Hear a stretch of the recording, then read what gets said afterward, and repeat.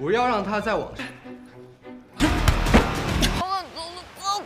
还有我宋小敏。वेलकम dear रॉकर्ड, स्वागत है आपका स्वीट कॉम्बैट के अगले पार्ट में। स्वीट कॉम्बैट के पहले 2 एपिसोड्स को हमने एक ही वीडियो में एक्सप्लेन किया था। उस वीडियो के लिए आपका सपोर्ट देखकर हम आगे के एपिसोड्स आपके लिए लेके आ रहे हैं। तो रॉकर्ड्स, अभी तक आपने देखा कि एक छोटे लड़के को कुछ बुलिस तंग कर रहे थे और मिंग टैन उसको बचाने गया था, लेकिन वो खुद बुलिस के पास फंस गया और तब फेंग यू और उसके फ्रेंड्स ने उसको बचा लिया था। इसके बाद मिंग टैन ने उसे कॉलेज में कंटिन्यू करने का फैसला किया था। तो चलिए इस एपिसोड के लिए तैयार हो जाइए। इस एपिसोड की शुरुआत में एक नया कैरेक्टर दिखाया जाता है जिसका नाम बयूनो है। बयूनो को ज़ेंगजी कॉलेज से एडमिशन लेटर आया होता है और वो बहुत ही खुश है कि आहा मुझे लेटर मिल गया।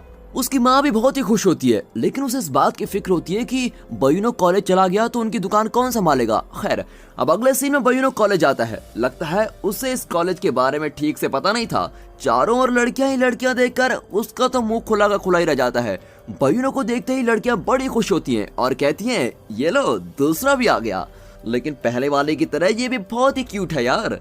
अब बयूनो भी खुद को क्यूट समझने लगता है कि यार मैं सच में क्यूट हूँ क्या।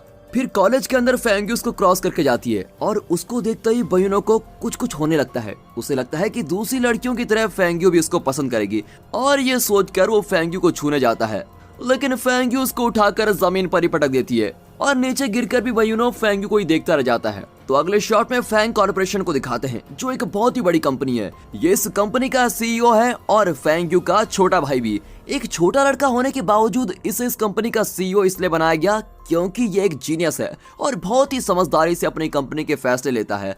दरअसल केएफसी से इसका खाना डिलीवर करते वक्त मिंग टैन उन पुलिस से भिड़ गया था और इसी वजह से वो फूड को ठीक टाइम पे डिलीवर नहीं कर पाया और खाना टाइम पर न मिलने पर फेंग जोयू मन ही मन डिलीवरी वाले को डांट रहा होता है। दोस्तों कंफ्यूज मत होना, फेंग यू अलग है और फेंग जोयू अलग है।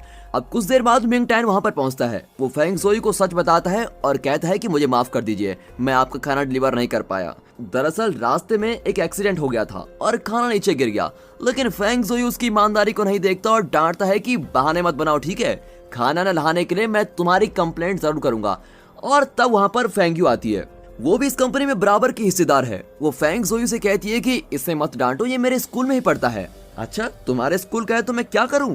कंप्लेंट तो मैं जरूर करूंगा क्योंकि ये मेरा खाना नहीं लाया। इस पर मिंग टैन दोबारा माफी मांगता है और कहता है ये मेरी गलती है सर, मुझे माफ कर दीजिए, मैं आपके लिए दूसरा खाना लाने की कोशिश करूंगा। और ये कहकर मिंग टैन चला जाता है, लेकिन फेंग जोयू उसको डांटना बंद ही नहीं करता।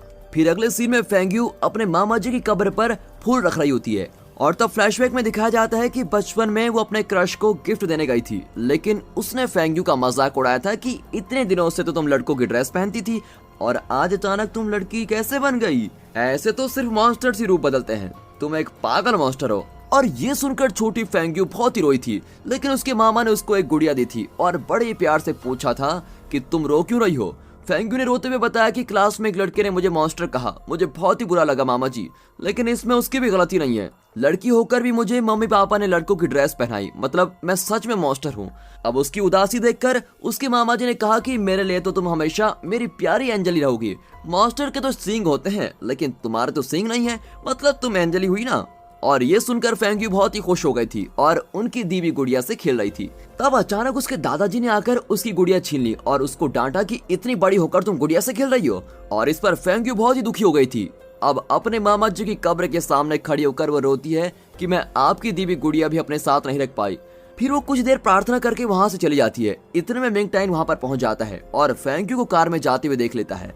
दरअसल मिंग टैन अपने पिता की कब्र पर फूल रखने आया होता है, लेकिन वहाँ पहले से कुछ फूल रखे हुए होते हैं और मिंग टैन हैरान हो जाता है कि ये फूल पहले किसने रखे। फिर वो अपने फूल रखकर प्रार्थना करता है और चला जाता है। अब अगले दिन कॉलेज में मिस्टर वैंग, फेंग यू, जियाओमी, दूसरी क्लास की लड़की मिया और मिंग टैन को बुलाकर पूछते हैं कि कल शाम तुम लोगों ने फिर से लड़ाई की थी ना, तुम लोगों पर कई कंप्लेंट्स आ रही हैं। और मिस्टर वैंग की डांट सुनकर मिंग टैन कहता है कि सारी गलती मेरी है सर, मुझे माफ कर दीजिए, इसलिए आप सिर्फ मुझको ही पनिशमेंट दीजिए। और अब तीनों लड़कियां बड़ी हैरान हो जाती हैं कि ऐसे अच्छे लड़के भी होते हैं इस दुनिया में, वाह। लेकिन मिस्टर वैंग कहते हैं तुम बहुत ही अच्छे लड़के हो मिंग टैन, और ऊपर से तुम कॉलेज में नए आए हो, लेकिन इन तीनों को तो कॉलेज के सारे रूल्स पता है, तो फिर इन लड़कियों ने लड़ाई क्यों की? आइंदा अगर ऐसी कंप्लेंट मेरे पास आई तो तुम्हारी खैर नहीं, समझे। और कुछ दिनों में टूर्नामेंट होने वाला है और मैं चाहता हूँ कि तुम तीनों मिलकर मिंग टैन को अच्छी ट्रेनिंग दो। उसे भी तुम्हारे साथ टूर्नामेंट में भाग लेना है और हमारे कॉलेज को भी तो चैंपियनशिप जीतनी है। अब मिया उछलकर मिंग टैन का हाथ पकड़ लेती है और कहती है सर मैं इसको ट्रेन करूंगी। मिया को मिंग टैन पर बहुत ही बड़ा क्रश होता है, लेकिन मिंग टैन किसी काम का बहाना करके वहां से बच निकलता है। अब सुनहाओ नाम के एक लड़के को दिखाते हैं जो दूसरे कॉलेज का बॉक्सिंग चैंपियन है। इसने हाई स्कूल के एक बॉक्सिंग टूर्नामेंट में अपने अपोनेंट को 30 सेकंड में ही नॉकआउट कर दिया था और इस वजह से ये इंटर कॉलेज लेवल पर भी बहुत ही फेमस हो गया है। अब फेंग्यू के कॉलेज की एक लड़की उससे मिलने आती है। ये लड़की बॉक्सिंग में फेंग्यू से हार गई थी, इसीलिए इस साल के टूर्नामेंट में उसको सिलेक्ट नहीं किया गया था और वो कहती है कि मुझे इस टूर्नामेंट में भाग लेना है और फेंग्यू को हराना है। अब उसकी बात सुनकर सुनहाओ कहता है कि चलो तुम्हारे कॉलेज स्टेडियम में जाकर फैसला करते हैं। और अब कॉलेज में मिंग टैन को दिखाते हैं। कई लड़कियां उससे पूछती हैं कि हमें तुमसे ये उम्मीद नहीं थी, तुम हमें अपना एड्रेस देकर जाओ, तुम्हारे जाने के बाद हम तुम्हारे भाई बहन का ख्याल रखेंगे। यहाँ पर मिंग टैन समझ नहीं पाता कि ये ऐसा कह क्यों रहे हैं और फिर आगे चलकर कुछ लड़कियां आकर उसकी मेजरमेंट्स लेने लगती है और तब एक लड़की आकर उसको एक फॉर्म देती है। दरअसल वो ऑर्गन डोनेशन का फॉर्म होता है। मिंग टैन चौंक जाते हैं कि मैंने कब कहा कि मैं ऑर्गन्स डोनेट करने वाला हूँ। वो पूछता है कि ये सब चल क्या रहा है। तब एक लड़की उसे नोटिस बोर्ड देखने को कहती है और वो घबराता हुआ जाकर नोटिस बोर्ड देखता है तो उसमें बॉक्सिंग टूर्नामेंट में फेंग्यू के अपोनेंट की जगह पर उसका नाम लिखा होता है। और ये देखकर तो मिंग टैन की हालत ही खराब हो जाती है, लेकिन एक लड़की उसको मोटिवेट करती है कि या यू कैन डू इट। दूसरी लड़की कहती है कि तुम जो चाहो मुझसे मांग सकते हो, मैं वो चीज तुम्हारी कब्र पर लाकर जरूर रखूंगी। अब इनकी बातें सुनकर मिंग टैन बड़ा ही हक्का बक्का रह जाता है। तब जाओमी कहती है कि तुम फिक्र मत करो, हम तुमको अच्छे से ट्रेन करेंगे। ओके दीदी, और ये कहकर वो चला जाता है। ओए दीदी किसे कहा। अब फेंग्यू को दिखाते हैं जो पेड़ के पास खड़ी कुछ सोच रही होती है। वैसे तो वो सबको अपना एटीट्यूड दिखाती फिरती है, लेकिन जब से उसने मिंग टैन को देखा है वो उसको पसंद करने लगी है। वो खुद से बातें कर रही होती है कि ये वाली फीलिंग मुझे क्यों नहीं आ रही है। तब मिंग टैन आकर पूछता है कि तुमने मुझे अपना अपोनेंट क्यों चुना, क्या मुझे हराकर मेरी इंसल्ट करना चाहती हो? तुम इसे इंसल्ट क्यों समझती हो, ये तो इस कॉलेज का ट्रेडिशन है। यही नहीं, मुझसे लड़ने के लिए तुम्हें जो ट्रेनिंग मिलेगी उससे तुम बाहर के किसी भी चैंपियन को हरा सकोगे। लेकिन मिंग टैन कहता है कि मुझे बॉक्सिंग में कोई भी दिलचस्पी नहीं है और मैं कभी नहीं लड़ूंगा।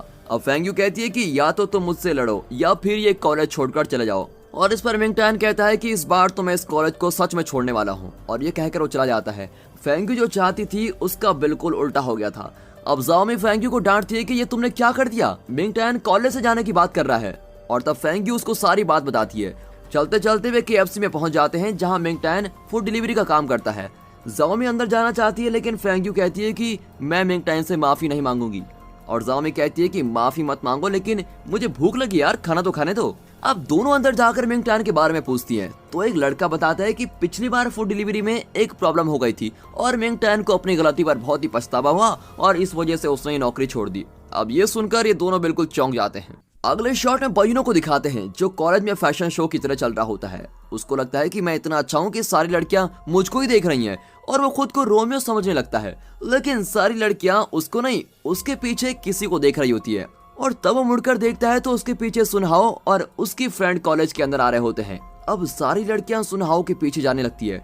वो दोनों स्टेडियम में चले जाते हैं और वो लड़की रिंग के सेंटर में आकर कहती है कि फेंग्यू को बुलाओ, मुझे उसको चैलेंज करना है। अब बयूनो मिया से पूछता है कि ये लड़की ऐसा क्यों कर रही है। मिया बताती है कि ये इस एरिया का सबसे फेमस बॉक्सिंग रिंग है, यहाँ बाहर का कोई भी आकर किसी को भी चैलेंज कर सकता है। और बयूनो कहता है कि क्या मैं भी किसी को चैलेंज कर सकता हूँ? हाँ बयूनो, कर सकते हो, लेकिन चैलेंज करने से पहले एम्बुलेंस भी तुमको बुलानी पड़ेगी। और इस पर बयूनो कहता है कि मैं तो मजाक कर रहा था यार, इतने छोटे स्टेडियम में मुझसे लड़ा नहीं जाएगा। तब जाओमी आकर कहती है कि फेंग्यू तुम्हारी गुलाम नहीं, जब तुम चाहो तब आ जाएगी। उसकी फाइट तो मिंग टैन के साथ ही होगी और मिंग टैन को हम ट्रेन करने वाले हैं। तब वो लड़की कहती है कि यहाँ कौन किसके साथ फाइट करेगा, इसका फैसला तुम जूनियर्स लोगे हैं।